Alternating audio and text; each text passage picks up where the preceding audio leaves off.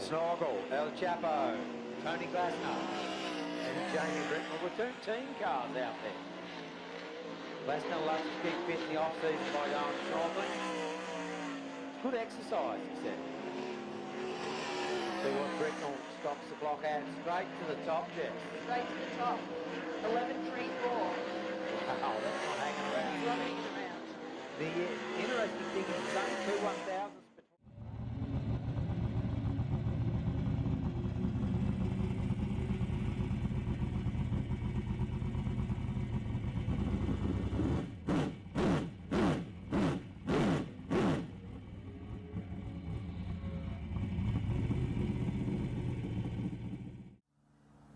Favourite track? Probably Latrobe, I reckon. I never used to want to go to Latrobe. I was always scared of it. But now that we're there, it's good, nice and fast, and not as tight as the other tracks, and yeah, it's good. Tracks you like to race on? Kwinana.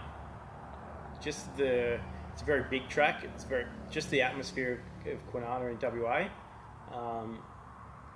That's where I'd love to go. I haven't spoken to Ash about this yet, but the Australian title's there next year, and we're going to Queensland to the Australian title this year, so wouldn't mind going over for that one as well. Talking about the Australian title's not far away. Yeah, it's very close. I think it's only, probably 6 weeks away. Yeah, just after Easter, so not far away at all. So. Yep. So we've got Jamie going up to do the Australian title. We were going up anyway. We've got as I said before, we've got a drive day in Maryborough. Gave Jamie a call and said, when we heard that the title was going to Brisbane this year, not Kwinana, to see if he'd be interested in running, and so we've put that together and look forward to getting over there. Just one car? Just the one car, yes. I don't want to put that much work on Ash. And I suppose we go with that. Like I say, Jamie having previous experience at Brisbane, that's probably one of the most technical tracks you go to throughout the country. Having previous experience there with Jamie himself in the Titan car. Like I say, I've been there on a few occasions too. Like, you really need to have all your stuff ironed out before you get there. So to go to an Australian title straight up with just green, if you haven't been there before, is a pretty tough task. So we want to go there and we want to have our best showing as well. So we're looking forward to it.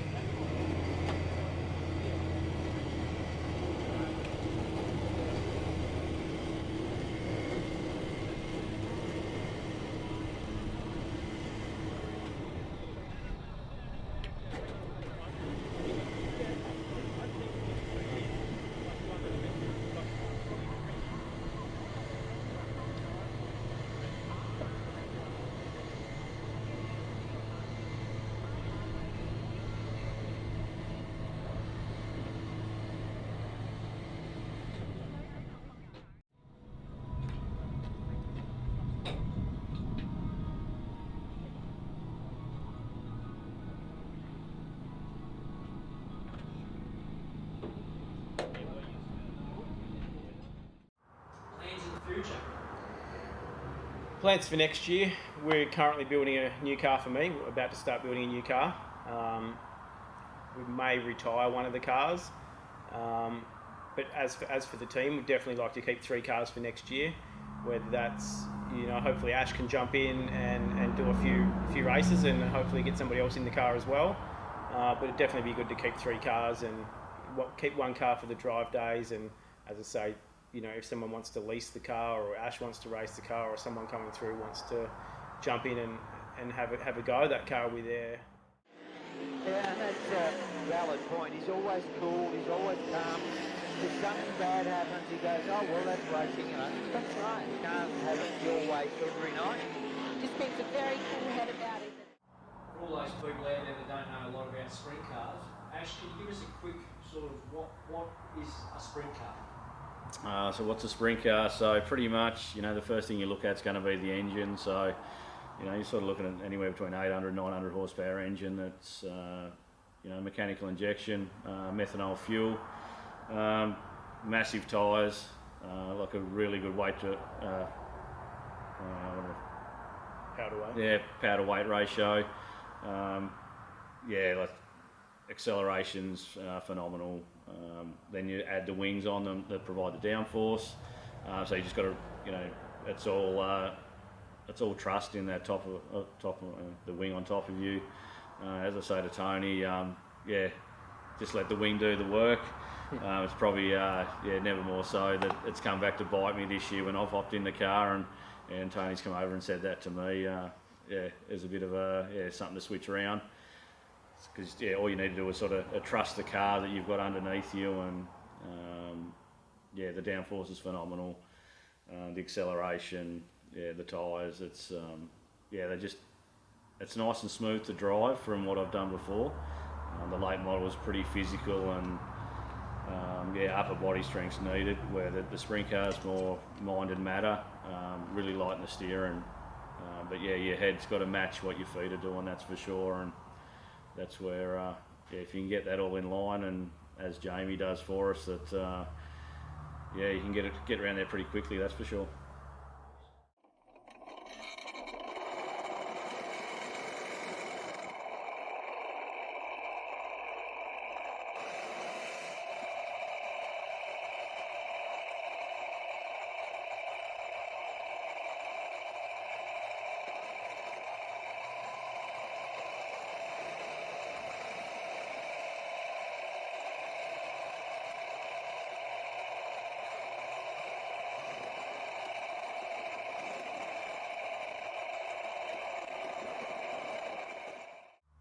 So when it come time to getting the team together, it was around this, when we actually started, it was around the Australian title time.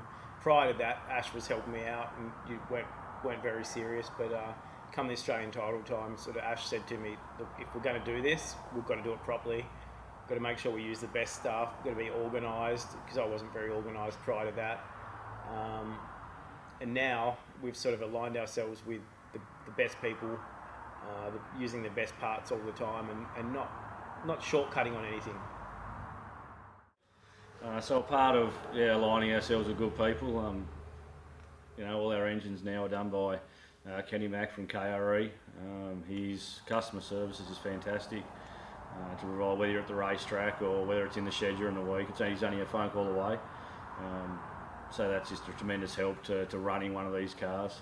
I've had a long association with John Cooley from Cool Chassis, who we've used, and all cars that Tony's brought previously from Dobbo been from Cooley, and like I say, we're lucky enough this year to have brought 2 new cars off John, and he's always been accommodating and putting together how we wanted them, as you can get a few little different things, whether it be QSS that Tony's on the phone to weekly with parts Daily.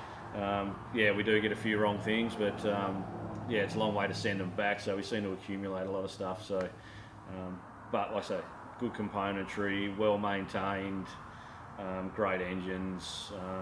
We've also aligned now with Slade Shocks from Glenn Beaton there, so he's been on the phone keeping an eye on us about what we've been up to.